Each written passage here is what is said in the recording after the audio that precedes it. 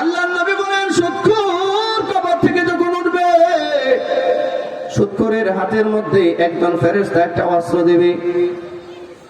কি দিবে? একটা অস্ত্র দিয়া বলবে, যাও, সারা জীবন দুনিয়াতে তুমি সুদের লেনদেন করে আল্লাহর সাথে যুদ্ধে লিপ্ত ছিলে, নবীর সাথে যুদ্ধে লিপ্ত ছিলে, আল্লাহরেও পাও নাই, নবীরও পাও নাই, এই না অস্ত্র। আল্লাহ তাআলা আরশে বসা আছেন, আজকে হাসরের মাঠ, যাও তুমি সরাসরি আল্লাহর সাথে গিয়া যুদ্ধ করো। বলেন তো, আপনাদের রাজবাড়ির মানুষ তো রাজা রাজা মানুষ, শক্তি খুব বেশি, পারবেন? পারবেন? আচ্ছা, যার সাথে যুদ্ধ করবেন তাহলে একটু শোনেন, এটা কি বলেন? এটা কি? হ্যাঁ, দেখা যায়। এখন কই গেল? আছে নাই? টিস্যু কেসে কই? আমার মুষ্টির ভিতরে। আল্লাহ রাব্বুল আলামিন কোরআন মাজিদে বলেন, ওয়া মা কাদারুল্লাহ হাক্কা কদরিহি ওয়াল আরদু জামিআ ক্বাবদাতাহু ইয়াওমাল কিয়ামাহ ওয়াস সামাওয়াতু মাতবিয়াতুন বিয়ামিনি সুবহানাহু ওয়া তাআলা আম্মা ইউশরিকুন।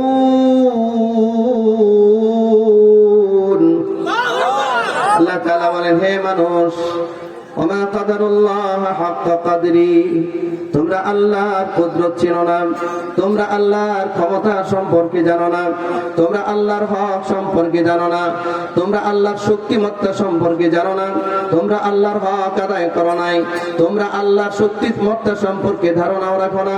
হে মানুষ, শুনে রাখো, হাসরের ময়দানে কিয়ামতের দিন এই সাতটা আসমান আল্লাহ তার কুদরতির ডান হাতের ভিতরে এমনি মুষ্টিবদ্ধ অবস্থায় ধরে রাখবেন।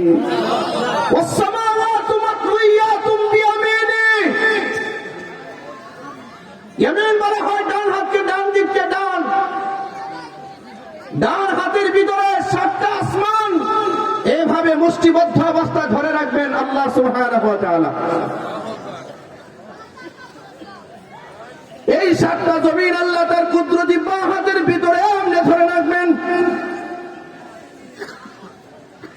সাত আসমান আল্লাহর কুদরতি ডান হাতে, সাত জমিন আল্লাহর কুদরতি বাঁ হাতে।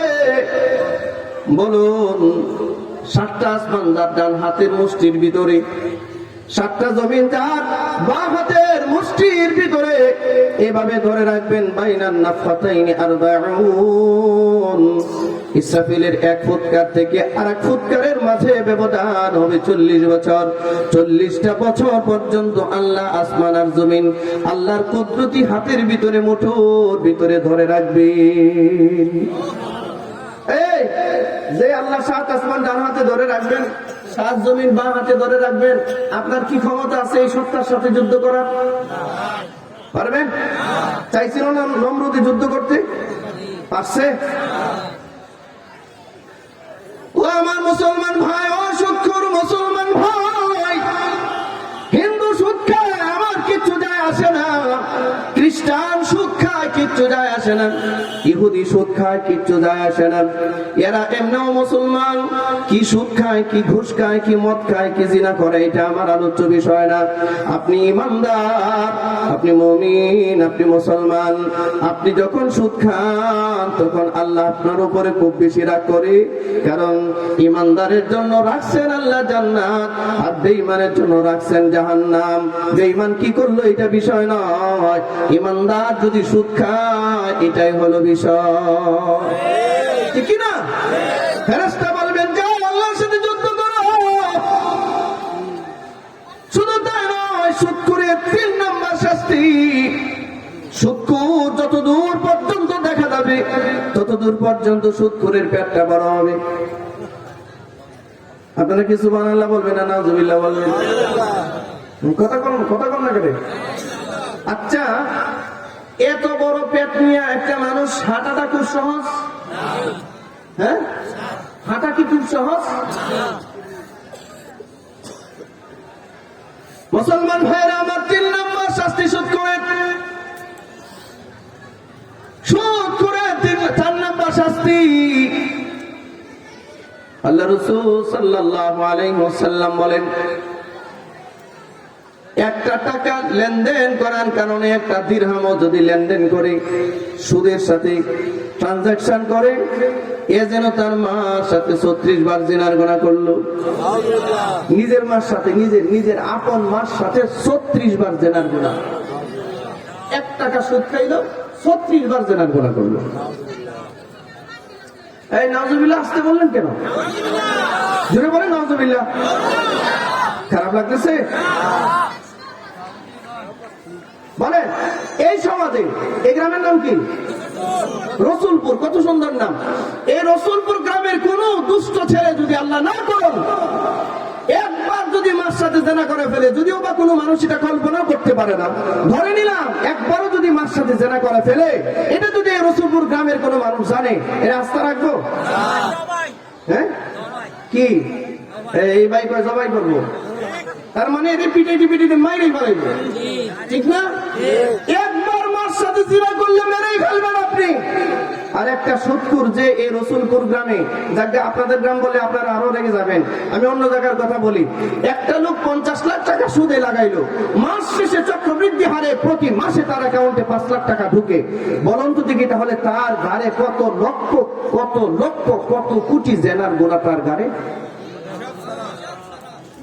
তাও কার সাথে জেনাটা? কথা বলেন না? এই পাটি টান দিয়ে আদব নিয়ে বসেন, পাটান দিয়ে বসেন। বলেন কার সাথে? যদি বলেন এই কার সাথে?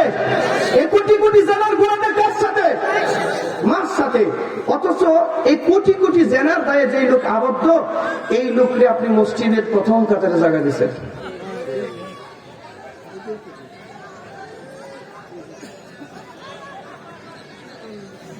এলাকার কোন ঘুষখোর, এলাকার কোন সুদখোর মসজিদে 50,000 টাকা দিলে মারহাবা, শুধু মারহাবা না,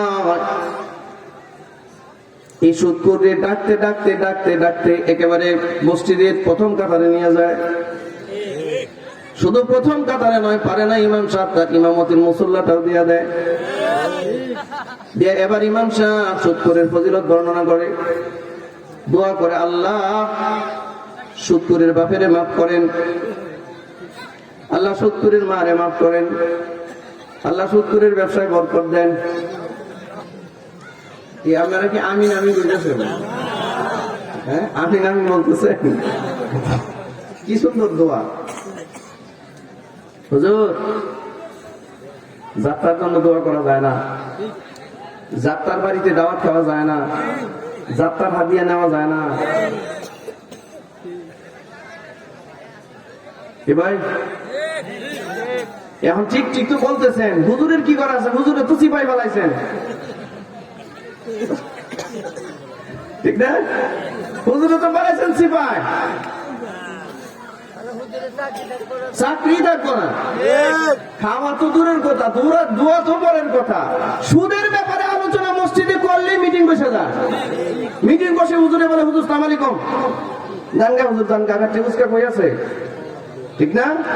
কথা বলেন না? কেশিয়ার আইসা বলে হুজুর যতদিন ডিউটি করছেন ফিসাবিলিল্লাহ, বেতন নাই, এমনি যান। আপনি কেমনে জানেন আমি যে সুদের ব্যবসা করি? ইমাম সাহেব ভুলেও জানে না যে সুদের ব্যবসা করে। আচ্ছা, আমি আপনাদের রসুলপুরের আগে কখন আসছি? আপনারা কারা সুদ খান আমি জানি, তাহলে আমি কি সুদের বয়ান করবো না? সুদের বয়ান করবো না? আপনারা আমাকে বলে দেন, যদি বলেন যে আমরা সুদের বয়ান করবো না, তাহলে আপনি একজন উচ্চে আসেন, যে বলবেন যে সুদের বয়ান করবেন না, উচ্চে আসেন। একটা এই আয়াতগুলো মুছে দেন, কোরআনের আয়াতগুলো মুছে দেন, দেখি আপনার কলিজায় সাহস কতটুকু। আসেন, রব যেখানে আলোচনা করেছেন, সৃষ্টিকর্তা যেখানে আলোচনা করেছেন, এই আলোচনা বাদ দেওয়ার কোন ক্ষমতা আছে?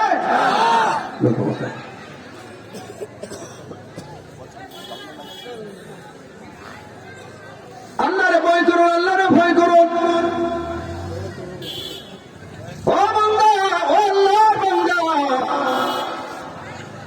আপনার বিবির পেটের মধ্যে বাচ্চা, আপনি খান সুদ, সুদ হালাল না হারাম? হারাম টাকা দিয়ে বিবির খাবার দাবার কিনে আনেন, বিবি খায়। এই হারাম খাবার খায় পেটের ভিতরে যে বাচ্চারা বড় হইতেছে জন্মসূত্রেই হারামি হইতেছে, জন্মসূত্রে হারামি হইতেছে। এই যে আমার আগের বক্তা সেই রকম বয়ান করে গেল, মা বাবার বয়ান, ঠিক না? মা বাবার কদর করো, মা বাবার এটা করো ওইটা করো। হ্যাঁ, কোরআন মাজিদে আছে মা বাবার কদর করো, ঠিক আছে। এদের কোন মা বাবা? যে মা বাবা বাচ্চাকে পেটে রাখে সুদের ব্যবসা করছে, ঠিক ওই মা বাবা? যে মা বাবা বাচ্চাকে, যে মা বাচ্চাটাকে পেটে নিয়ে সারাক্ষণ ইন্ডিয়ান ল্যান্ডটা সিনেমা দেখাচ্ছে, এটা কি ওই মা?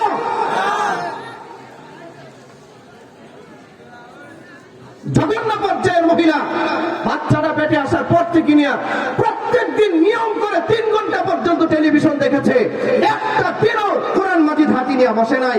এই মহিলার বাচ্চা কি কোনোদিন আব্দুল কাদের জিলানী হয়ে বের হবে? এত গান্দা ঘোড়ার মত হয়ে বের হবে? কথা বলেন, জোরে বলেন, ঠিক কিনা? জোরে বলেন। গান্দাখোর মত করে এমনি বের হয় না। আমার প্রিয় ভাইরা, আব্দুল কাদের জিলানী রাহিমাহুল্লাহ নাওয়ারাল্লাহু মারকাদাহু ওয়া জাআলাল জান্নাতা মাসওয়াহ। আমিন বলেন, আমিন। আব্দুল কাদের জিলানীর আম্মা বলেন, আমার আব্দুল কাদের যেদিন পেটে আসছে, আমি কোনদিন আমার আব্দুল কাদেরকে পেটে নিয়ে আমার ঘর থেকে বের হই নাই। দুনিয়ার কোন মানুষ আমারে দেখবে এই সুযোগ আমি দেই নাই। আর আমাদের দেশের মহিলারা পেটে বাচ্চা নিয়ে মার্কেট করতে যায়, ঠিক আপনারা বললেও ঠিক, না বললেও ঠিক। মিয়া জোরে সুরে বলেন ঠিক কিনা? চিৎকার করে বলেন ঠিক কিনা? অনেক অনেক পণ্ডিত মার্কা কিছু মহিলা আছে, এগুলো তো নিজের স্বামীরে মনে করে বোকা, স্বামীরে ধমক দিয়া বসায়, থাকো তুমি বুঝো না কিছু, মার্কেট করতে পারো না, কাপড় কিনতে পারো না, বাজার করতে পারো না, রাখো আমি যাই, ঠিক না? মানে এমন পণ্ডিতের ঘরে পণ্ডিত, হ্যাঁ সব বুঝে। এইরকম একটা কবি যদি ঘরে আনতে পারেন, মাশাআল্লাহ, আলহামদুলিল্লাহ, হ্যাঁ, জাহান্নামের স্বাদ ভোগ করে লাগবে না।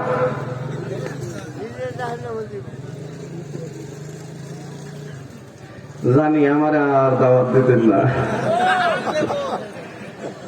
কি হুজুর আনলেন? আসি কেন এটা মহিলা? আপনাদের রাজবাড়িতে আসেনি? এটা তো গ্রাম অঞ্চল নাও থাকতে পারে। আল্লাহ, আপনি ঢাকায় গিয়ে দেখেন, ঢাকায় মহিলাদের জ্বালায় আপনি মার্কেটে ঢুকতে পারবেন না, ঠিক না? আপনি একটা মাছের বাজারে যাবেন, আমি মার্কেট শুরু হওয়ার আগে একদিন মাছের বাজারে গেছি মাছ কিনতে। সুবহানাল্লাহ, এক মহিলা যে আমার একটা ধাক্কা দিছে, ধাক্কা দিয়ে আবার বলতেছে যে পুরুষ মানুষের জ্বালায় বাজার করতে পারি না।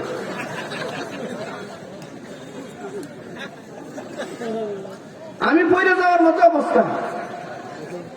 আমি একবার শুধু তার চেহারা মোবারক তাকায় দিয়েছি, দেখে লা ইলাহা ইল্লা আনতা সুবহানাকা ইন্নী কুনতু মিনাজ জালিমিন বইলে বইলে আর মাছ না কিনে গেলাম কাঁচা বাজারের বাজারে।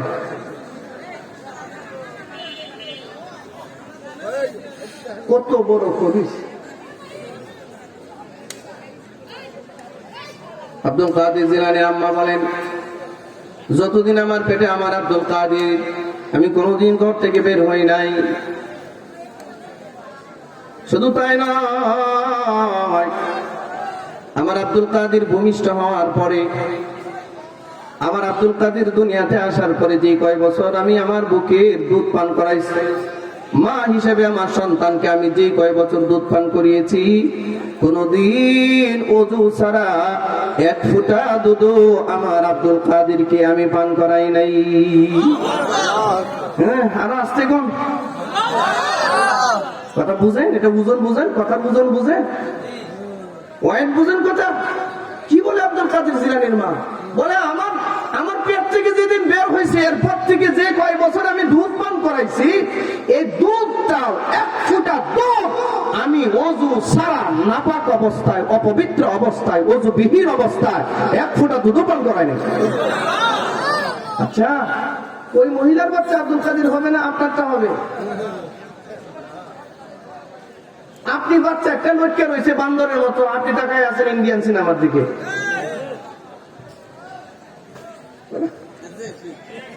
হ্যাঁ, এ মহিলা আমার দোয়া করে, হুজুর দোয়া করে আমার ছেলেটা যেন ভালো হয়ে যায়।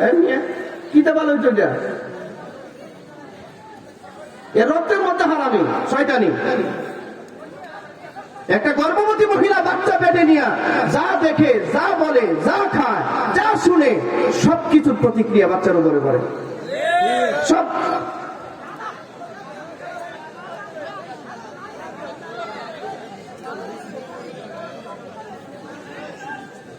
মুসলমান ভাইয়েরা আমার, রাগ করতেছেন? না, হয়ে গেছে, 1 ঘন্টার উপরে হয়ে গেছে। সেটা দেখ, বাকি আলোচনা আরেকবার চালাইতাম। কারা কারা চলতে হাত দেখেন? মাশাআল্লাহ, আল্লাহ আপনার তৌফিক দেন। মানুষগুলোর দিকে উৎসাহ আছে আলহামদুলিল্লাহ। তাহলে বলবো কয়েকটা কথা বলি, আর বেশি দিয়ে করবো না, আর কয়েকটা কথা বলি। আচ্ছা ভাই, আমি যে কয়টা কথা বলতেছি এটা কি সমাজে চলমান না? ও মা, ও মা, ও বোন, আপনার তো একটা হায়া, লজ্জা, পার্সোনালিটি, ব্যক্তিত্ব থাকা দরকার। আচ্ছা, আপনি কেমনে আপনার স্বামীকে বোকা মনে করে আপনি জানগা মার্কেটে? কি দরকার আছে আপনার? টাকা আপনি ইনকাম করেন, স্বামীকে বোকা মনে করেন, মানুষের সাথে গিয়ে মার্কেটে ঠেলাঠেলি করেন। আপনার হায়া, লজ্জা, শরম যদি থাকতো এটা করতেন না। আপনারা এখন অনেকে বলবেন, হুজুর তাহলে মহিলারা কি বাজার টাজার করা কি নিষেধ নাকি? না না, নিষেধ না, নিষেধ না, আমি নিষেধ করছি না তো। আচ্ছা, যে মহিলার স্বামী নাই, যে মহিলার ভাই নাই, যে মহিলার উপযুক্ত সন্তান নাই, এ মহিলাকে জীবিকা নির্বাহ করার জন্য বাজার করবে না? ইসলাম এটাকে নাজায়েজ বলছে? 100 বার জায়েজ বলছে। কিন্তু যে মহিলার উপযুক্ত ছেলে আছে, যে মহিলার উপযুক্ত সন্তান আছে, স্বামী আছে, আপন ভাই আছে, বাবা আছে, এই মানুষগুলো রেখে যে মহিলা একটু বিজি, বেশি পণ্ডিতি করে বাজারে যায়, আমি ওদের কথা বলতেছি। আপনি কি করবেন? আপনি হয়তো এই মহিলার দ্বারা দেখেন না, বাজারে গেলে সুবহানাল্লাহ, বাজারের মানুষগুলো যদি মার্কেটে বসছে, খবিস গুলো, এদিও আপনারা দেখলে তাকাইব না, কিন্তু আফা গেলে আফা এক জায়গায়, এক যে সারাদিনে আল্লাহর নাম 10 বার নেয় না, আফার নাম 100 বার নেয়। আফা বসুন, বসুন, আফা বসেন, কি লাগবে আপনার, কত লাগবে আপনার? খবিস, চরিত্রহীন। আফারে কলিজার ভিতরে ঢুকায় দেয়, আফা তো ফুলতে ফুলতে আসমানে জায়গা করে, ঠিক কিনা? এটা কোনো ভদ্র মহিলার কাজ নয়, এটা খবিস মহিলার কাজ, এটা খবিস মার্কা মহিলার কাজ। মাফ করে দেন মা চাষিরা যারা শুনতেছেন, হুজুরে কি বইলা গেল? আপনাদের মিষ্টি বয়ান আগের হুজুরে বইলা গেছে, আমি একটু তিতারি বলতেছি। হুজুরে তো মিষ্টি ডেলিভারি দিয়ে গেছে, মিষ্টি ডেলিভারি দেওয়ার আগে তিতাটা বলা দরকার। শোনেন, আপনার বাচ্চা পেটে আপনি খান সুদ, আপনার বাচ্চা পেটে আপনি চলেন বেপরদায়, আপনার বাচ্চা পেটে আপনি দেখেন ল্যাংটা সিনেমা, আপনার বাচ্চা পেটে আপনি খান হারাম, আপনার বাচ্চা পেটে আপনি সারাক্ষণ হারাম কাজের সাথে সম্পৃক্ত। আপনি মনে করতেছেন আপনার বাচ্চাটা নেককার হবে? আচ্ছা, কোন ব্যক্তি যদি একটা তেঁতুল গাছ লাগায়, কি গাছ? তেঁতুল, এটা টক না মিষ্টি? অল্প টক না অনেক বেশি? আচ্ছা, তেঁতুল গাছ একটা লাগাইছে, লাগাইয়া হুজুর, সারা পৃথিবীর সবচেয়ে দামি হুজুর দাওয়াত দিয়ে আনছে, দামি হুজুর আইনা, ধরেন মক্কা মদিনার ইমাম সাহেব আনলো, আইনা হুজুরের দাওয়াত দিয়ে বসায় বললো, হুজুর আপনারা একটু দোয়া করেন, আল্লাহ আল্লাহ যেন আমার এই তেঁতুল গাছটার মধ্যে আঙ্গুর ফল দেয়। গাছ কি? কথা বুঝতে পারেন না, মানে লাগাইছে কি গাছ? এখন হুজুরে দিয়ে দোয়া করায় কিসে? আচ্ছা, তেঁতুল গাছে আঙ্গুর ফল হয়? আপনাদের রাজবাড়িতে হয় না? আপনারা বলবেন হুজুর হয়, কলম লাগাই দিবে, কলম, ঠিক না? কলপ চলপ যায় লাগান, মূল তো তেঁতুল, ঠিক না? মূল তো তেঁতুল। ও ভাই, তেঁতুল গাছে যেমন আঙ্গুর ফল হয় না, খবিস মার্কা মহিলার গর্ভে কখনো নেককার সন্তান কখনোই কোনোদিন আশা করা যায় না, কোনোদিন আশা করা যায় না। মাহফিল তো না, মনে একটা বাজারে আইছি ভাই, আশপাশে এই যে ছেলেগুলো মনে একটা বাজার শুরু করছে। এদিকে খেয়াল করা যায়, আর অল্প সময় ছেড়ে দিলাম ভাই। আল্লাহ তাআলা বলেন সুদখোরের পরিণতি সম্পর্কে বললাম এতক্ষণ। এখন সুদটা নিয়ে এত কথা বললাম। সুদ দুই প্রকার। একটু আরেকবার এটা হাত উঠান, এটা আপনারা জীবনে শোনেন না, একটু হাত উঠান, আমি ছেড়ে দেবো 5-10 মিনিটের মধ্যে। বলেন সুদ কয় প্রকার? হাত উঠায় রাখেন, নামেন না। সুদ কয় প্রকার? বলেন কয় প্রকার? কয় প্রকার? দুই প্রকার। 1 নাম্বার বলেন রিবায়া ফাদাল। রিবায়া ফাদাল, মিয়া শাহরুখ খানের নাম মুখস্থ রাখতে পারেন, সালমান খানের নাম মুখস্থ রাখতে পারেন, মেসির নাম মুখস্থ রাখতে পারেন, রোনাল্ডোর নাম মুখস্থ রাখতে পারেন, এইটি একটু মুখস্থ করেন না কেন? বলেন সুদ কয় প্রকার? 1 নাম্বার রিবায়া ফাদাল। রিবায়া ফাদাল, রিবায়া ফাদাল। 2 নাম্বার রিবা আন্নাসিয়া। রিবা আন্নাসিয়া, রিবা আন্নাসিয়া, রিবা আন্নাসিয়া। আপনারা সুদ কয় প্রকার পেলাম? জীবনে শুনছেন সুদ 2 প্রকার? জীবনে শুনছেন? তাহলে আজকে একটু শোনেন। আমি কিন্তু বানায়া বলছি না, আমি তাফসিরে যা পড়েছি সেটা আপনাদের সামনে ডেলিভারি দিচ্ছি। আমার ভাই, 2 প্রকার সুদের মধ্যে 1 নাম্বার হচ্ছে রিবায়ে ফদল, এটার সম্পর্ক হচ্ছে ব্যবসা বাণিজ্যের সাথে। আরেকটা হচ্ছে রিবা আন-নাসিয়া, এটার সম্পর্ক হচ্ছে কারেন্সির সাথে, টাকা পয়সার সাথে, দিনার দিরহামের সাথে। একটা করে উদাহরণ দেই। আমাদের দেশে সিন্ডিকেট করে মার্কেটে দাম বাড়ায় দেয়, এরকম ব্যবসায়ী আছে না? আছে না? পেঁয়াজ 250 টাকা কারা বিক্রি করবে?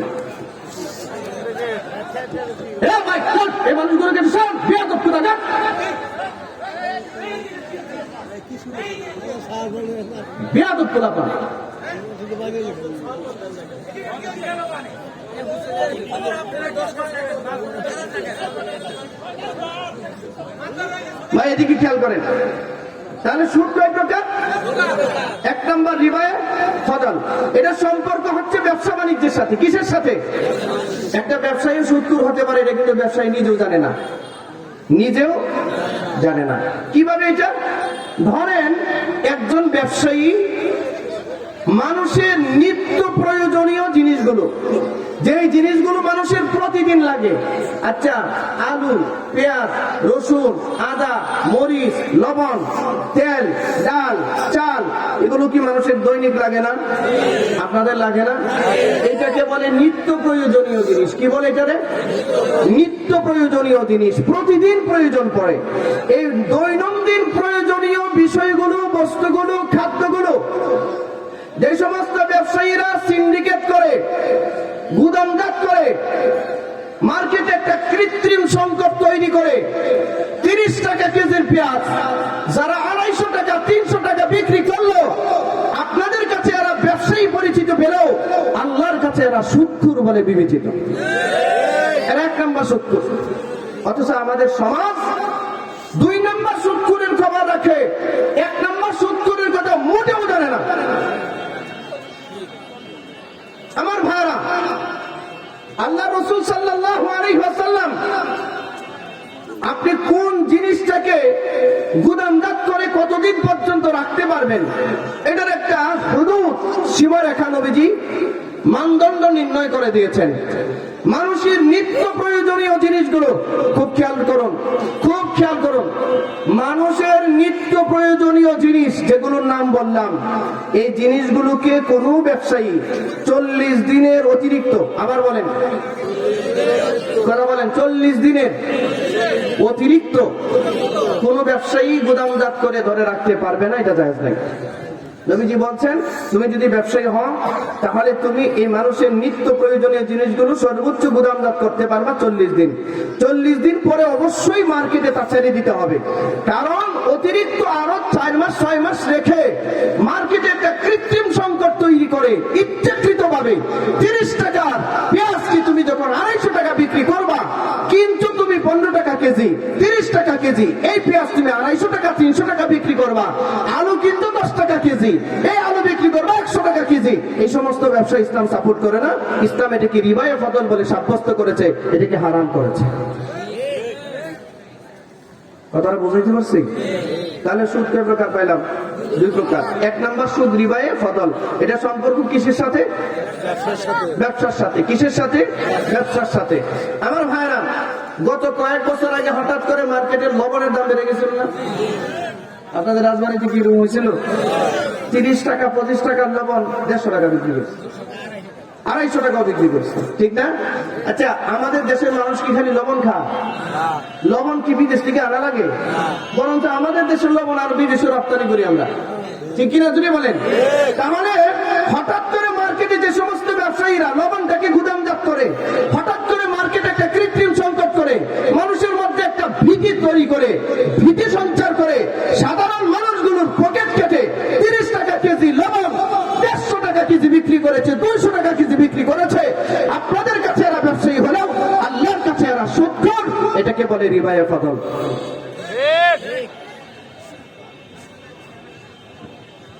আপনাদের এখানে একটা বাজার আছে, কি জানি খানখানাপুর না কি জানি, হ্যাঁ খানখানাপুর। দেখবেন কিছু কিছু দোকানদার আছে, যখন দেখি যে মার্কেটে মালটার খুব বেশি চাহিদা, আপনি গিয়া চাইলে করবো না, না না নাই নাই নাই। এটা আপনি যদি গোপন একটু ডাক দিয়ে বলেন প্রতি কেজিতে 50 টাকা বাড়ায় দিব, সে বলে কয় মনের দরকার, বলে কি বলে না? আপনি প্রথম যখন চাইছেন সে কি বলছে? এরপরে 50 টাকা যখন বাড়ায় দিয়েছেন তখন কি বলে? কত মন লাগবে? এই ব্যবসায়ী হারামখোর ব্যবসায়ী। বলেন এই ব্যবসায়ী কি ব্যবসায়ী? এই 1 নাম্বার সুদখোর, রিবায়ে ফদল। এটাকে বলে রিবায়ে ফদল। 2 নাম্বার রিবা আন-নাসিয়া।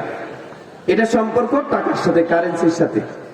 ধরেন হুজুরের 1 লাখ টাকা দরকার, বাচ্চা হাসপাতালে, রিলিজ করতে পারতেছে না, আমার কাছে 1 লাখ টাকা চাইলো, আমি ওনার 1 লাখ টাকা দিলাম, এই শর্তে যে আগামী 6 মাস পরে আপনি আমাকে 1,20,000 টাকা দিবেন।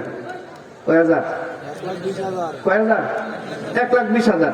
এই যে ওনার কাছ থেকে উনি বিপদে পড়ে নিল না আমার কাছ থেকে টাকাটা, এই বিপদের উপরে মরার উপরে খারার গা দিলাম না, আবার বললাম যে 1,20,000 টাকা দিতে হবে। এটা হচ্ছে রিবা আন-নাসিয়া।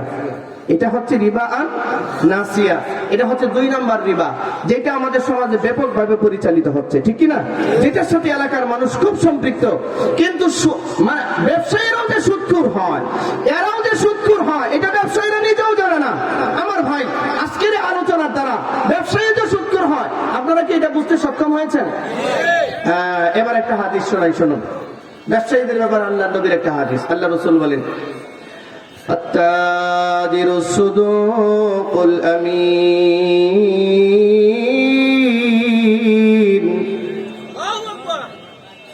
مع النبيين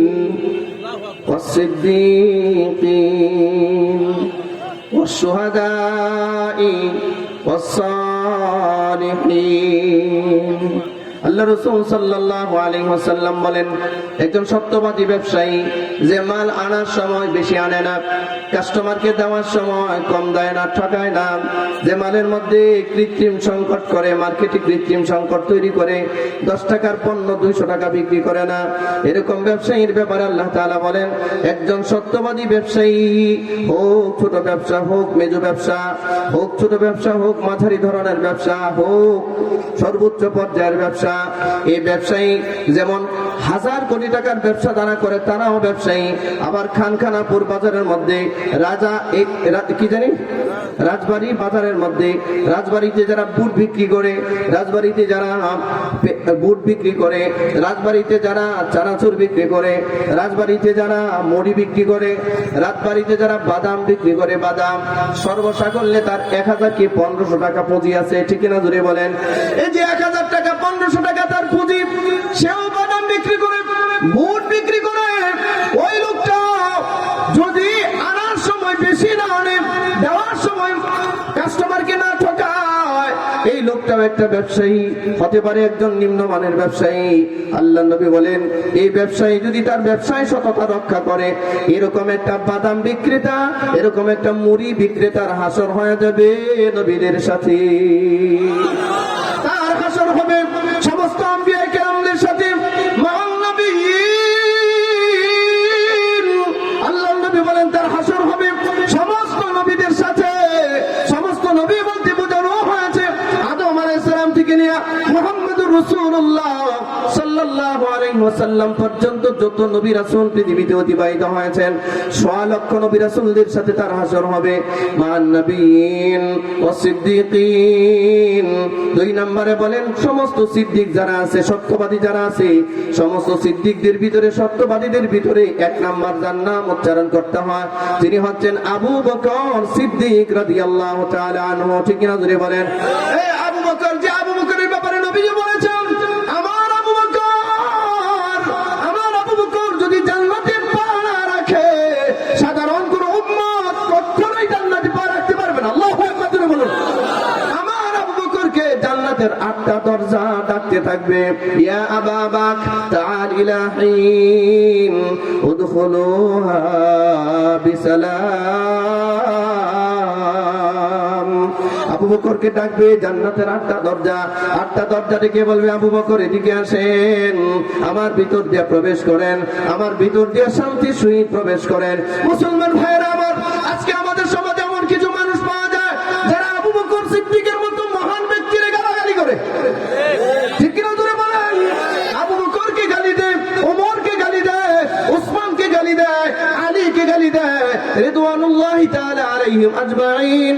যাদের ব্যাপারে আল্লাহর নবী বলেছেন তাদেরকে জান্নাতের সনদ দেওয়া হয়েছে। ঠিক কিনা জোরে বলেন।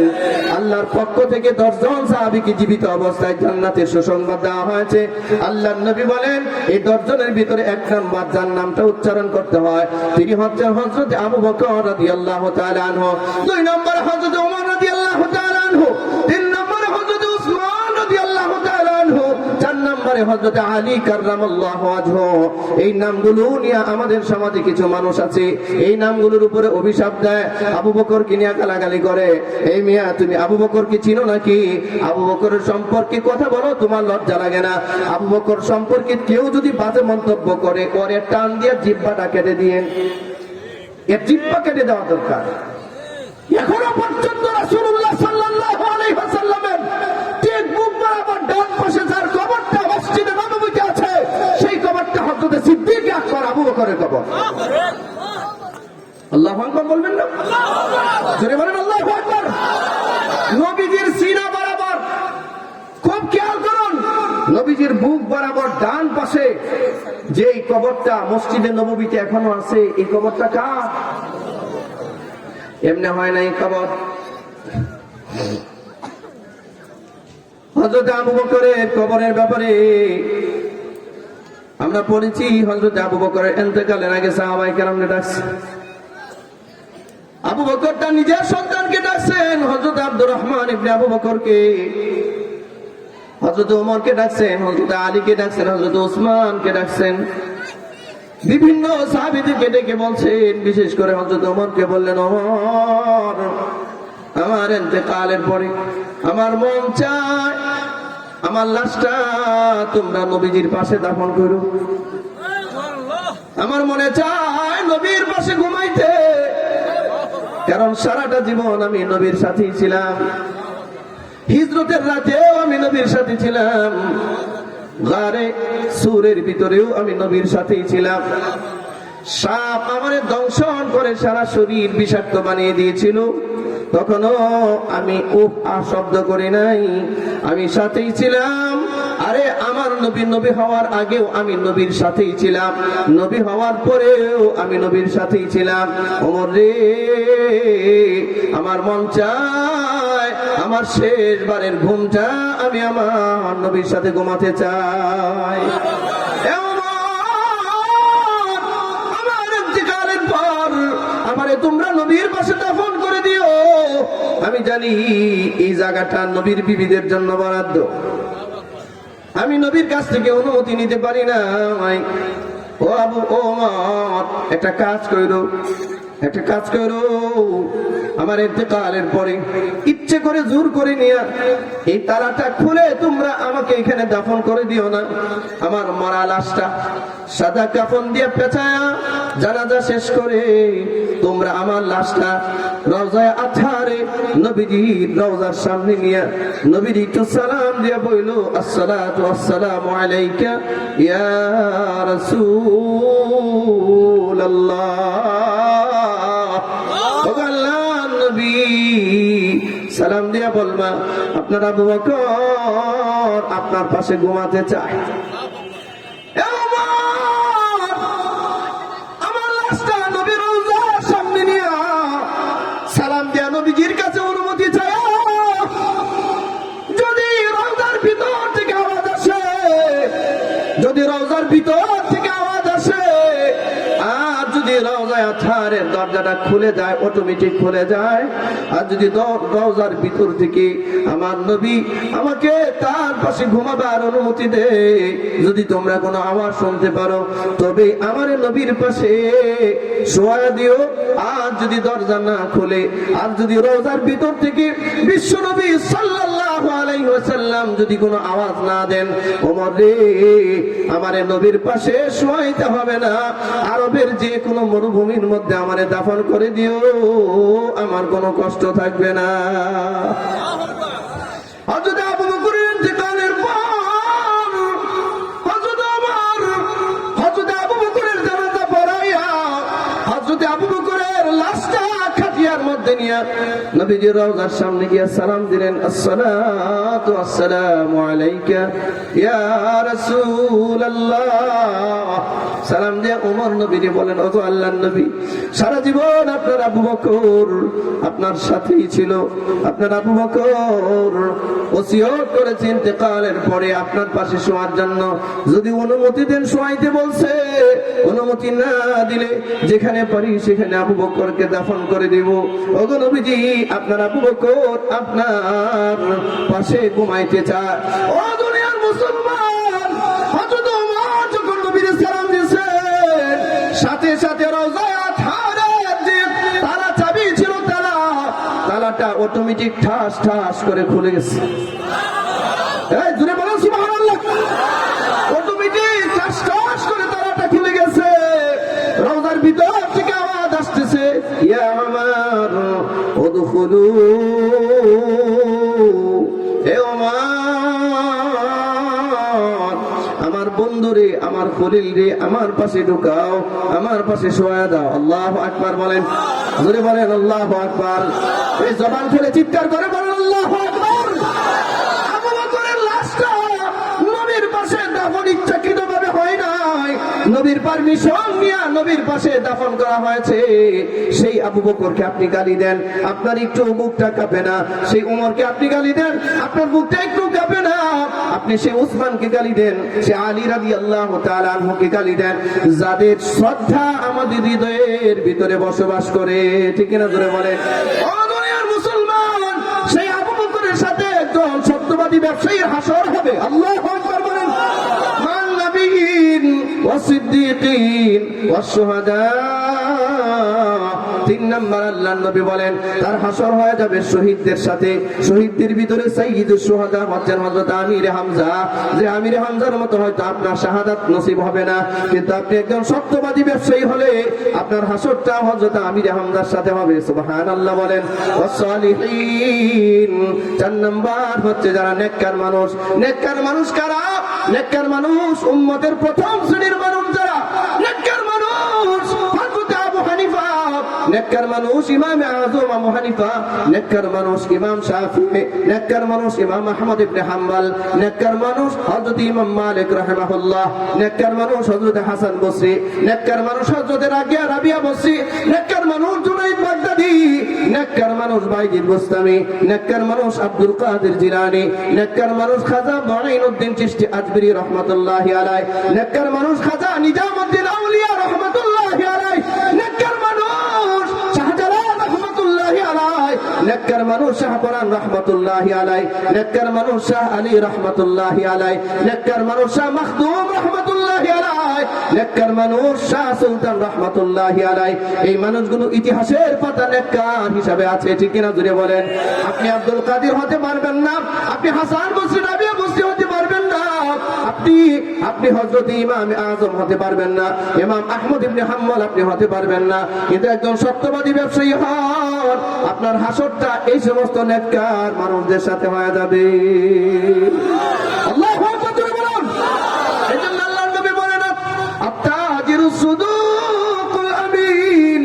আরে একজন নেককার ব্যবসায়ী, সত্যবাদী একজন ব্যবসায়ী, তার হাসর হবে মান নবিয়িন ওয়াস সিদ্দিকিন ওয়াস শুহাদা'i ওয়াস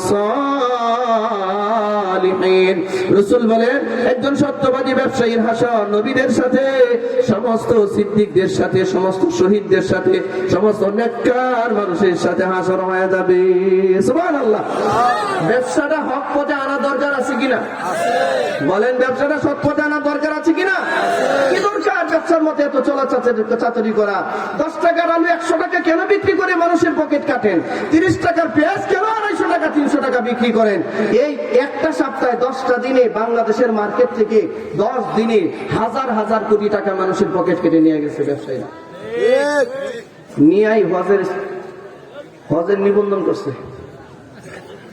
কিসের নিবন্ধন? হাজার কোটি টাকা মানুষের পকেট থেকে নিয়ে নিবন্ধন করছে কিসের?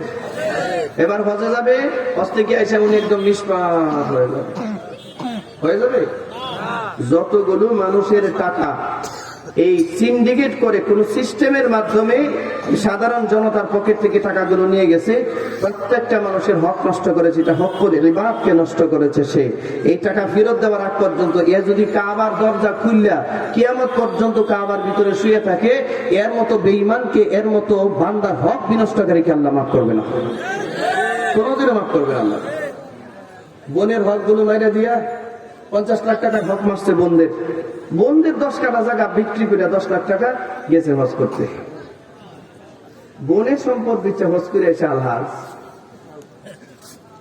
100% টাকা বোনদেরকে দেয় না। রাগ করতেছেন? লোকগুলো আবার আপনার উপরে ছাড়বো না।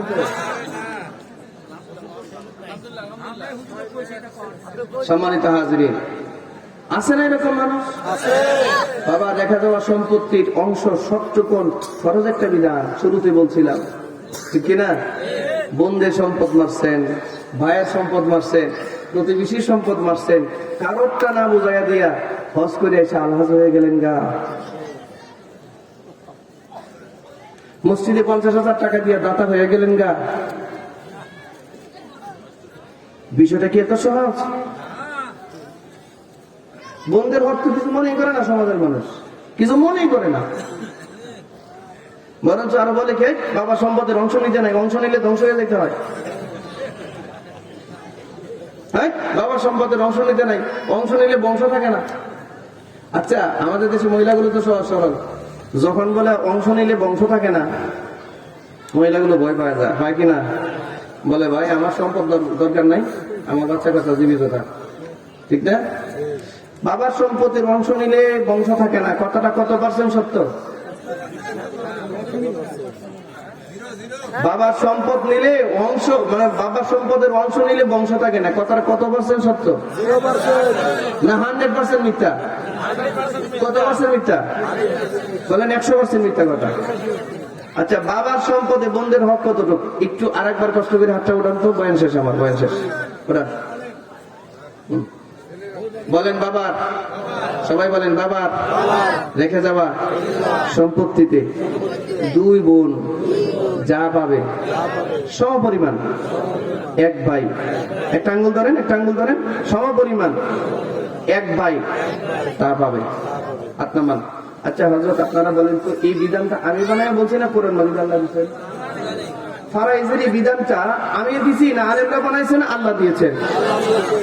এটা বিশ্বাস করেন? যেই কোরআনে 5 ওয়াক্ত নামাজের বিধান আল্লাহ দিলেন, রোজার বিধান দিলেন, হজের বিধান দিলেন, যাকাতের বিধান দিলেন, একই আল্লাহ একই কোরআনে বাবা রেখে যাওয়া সম্পত্তির এই অংশ বন্টন করলেন। তো আপনি শুধু নামাজ পড়েন, শুধু রোজা রাখেন, শুধু যাকাত দেন, কিন্তু বোনদের হক দেন না, এটা কি করেন? কোরআন মানা হইল? আপনারা বুঝছেন, এই জন্য আপনাদেরকে ধন্যবাদ। মানেন আর না মানেন, কিন্তু বুঝতে পারছেন যেটা, আর আমি যে বুঝাইতে পারছি এটা আল্লাহ শুকরিয়া, আলহামদুলিল্লাহ। হাযা মিন ফাদলি রাব্বি। আমার ভাই, আমি বলি, বাবার সম্পদের অংশ একটা বোন যা পায় তার ডাবল পায় ভাই। তো বাবার সম্পদের অংশ নিলে যদি বংশ না থাকে, বাচ্চা কাচ্চা যদি মরে যায়, এটা যদি 1 মিনিটের জন্য ধরেও ফেলে, যদি ওটা মিথ্যা কথা, পিওর মিথ্যা কথা, ভুয়া ধোঁকাবাজি কথা, ভণ্ডামি কথা, যদিও 1 মিনিটের জন্য ধরে নেই, তাও তো দেখেন তো আপনার মানদণ্ডটা কেমন হয়, সিস্টেমটা কেমন হয়। বাবার সম্পদের অংশ নিলে যদি বোনদের বাচ্চা মরে একটা, কারণ তার তো 1 ভাগ, সমপরিমাণ ডাবল হয়েছে ভাইয়ের ভাগ। বোনের বাচ্চা যদি মরে একটা, তো তার মরার কথা 2টা। বোনের বাচ্চা যদি মরে একটা, তাহলে ভাই হিসেবে তার সম্পদের রেশিও অনুযায়ী তাই মরার কথা কয়টা? তো তার একটা মরে না, মরে ফেলে বোনের গুলো।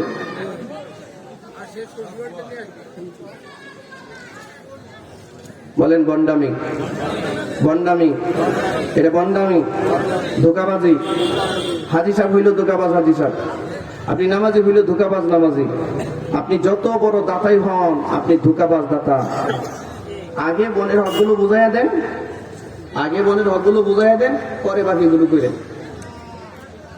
বুঝাইতে পারছি? মাফ করে দিন, অনেক কষ্ট হয়ে গেছে, তাই না? যাই হোক আমার ভাই, হ্যাঁ আয় সর্বনাশ, কি বলেন আপনি? কয়টায় শুরু করছি? এখান থেকে শুরু করে 275 নম্বর আয়াত থেকে নিয়ে 281 নম্বর আয়াত পর্যন্ত এই পুরো পৃষ্ঠাটা শুধুমাত্র সুদখোরের ব্যাপারে আল্লাহ আলোচনা করছে। আলেম ওলামারা আসি জিজ্ঞেস করেন, বেনামাজির শাস্তি সম্পর্কে আলোচনা হয়েছে, বেরোজাদারের শাস্তি সম্পর্কে আলোচনা হয়েছে, বেপরদা মানুষের শাস্তি সম্পর্কে আলোচনা আছে, কিন্তু কোরআন মাজিদে সুদের ব্যাপারে যে বিস্তারিত আলোচনা, এত লম্বা আলোচনা অন্য কোন শাস্তির ব্যাপারে নাই। কিন্তু আপনারা পাইছেন? আমি পাই নাই জীবনে। দেখেন সুদ কত বড় একটা জঘন্য গুনার নাম। যাই হোক, এরপরে একটা আশার বাণী শোনায় আপনাদের কাছ থেকে বিদায় নি। আল্লাহ বলেন সুদ করে, এবার আল্লাহ বলতেছেন যা করছো করছো, এবার শোনো। ফামান জাআহু মাউইযাতুম মির রাব্বিহি, 30 বছর সুদ খেয়েছো, 40 বছর সুদ খেয়েছো, যত বড় সুদখোর হও তুমি, এবার তোমার রব তোমার ওয়াজ করতেছেন। ফামান জাআহু মাউইযাতুম মির রাব্বিহি, তোমার রবের পক্ষ থেকে মাউইযা আসছে, ওয়াজ আসছে, বয়ান আসছে, তোমারে উপদেশ দিচ্ছেন আল্লাহ নিজে। আল্লাহ নিজে তোমারে ওয়াজ করতেছেন, বয়ান করতেছেন, কোন মর্মে? ফান্তাহা, তুমি এতদিন যা সুদ খেয়েছো এই সুদটা ছেড়ে দাও। সুবহানাল্লাহ বলতেন না? দেখেন আল্লাহ কত দয়ার আধার, সারা জীবন যে আল্লাহর সাথে যুদ্ধ করলো, তারেও বলতেছে বান্দা আর কত, ছেড়ে দে, ফান্তাহা, সুদ ছেড়ে দে। ফালাহু মা সালাফ, তোমার যে অতীত কৃতকর্ম যা আছে, এটা অতীত হিসেবে, ভুল হিসেবে আমি ধরে নিব। সুবহানাল্লাহ। ওয়া আমরুহু ইলাল্লাহ,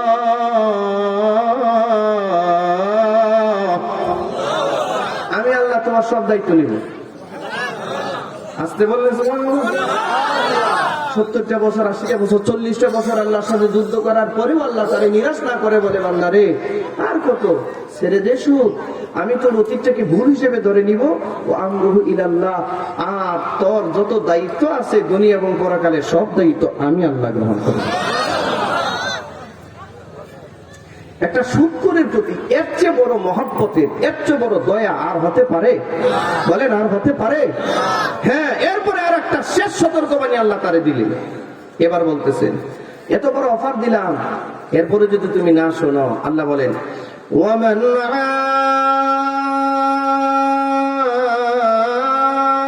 আদ, আল্লাহ বলেন আমি যে বললাম তোমারে মাফ করব, তোমার দায়িত্ব আমি নিব, এটা শুনবার পরেও যদি তুমি সুদ না ছাড়ো, ওমান আদা আদা ইয়াউদু, মানে পুনরাবৃত্তি করা, আবারও যদি তুমি নতুন করে সুদের লেনদেন সমাজে চালু করো, বান্দা মনে রাখো আমার ফাইনাল ডিসিশন ফাউলাইকা আসহাবুন নার। আল্লাহ বলেন তাহলে তোমরাই হবে জাহান্নামী। কতদিনের? হুম ফিহা খালিদুন। আল্লাহ বলেন চিরকালের জাহান্নামী। হুজুর আমার তর্জমা কোনো ভুল আছে? কোনো ভুল আছে? ভুল থাকলে বলেন। আচ্ছা দেখেন তো দেখি ফিনিশিংটা কি আসলো। তাহলে ফিনিশিংটা আসলো একটা শুকর যা করার করছে।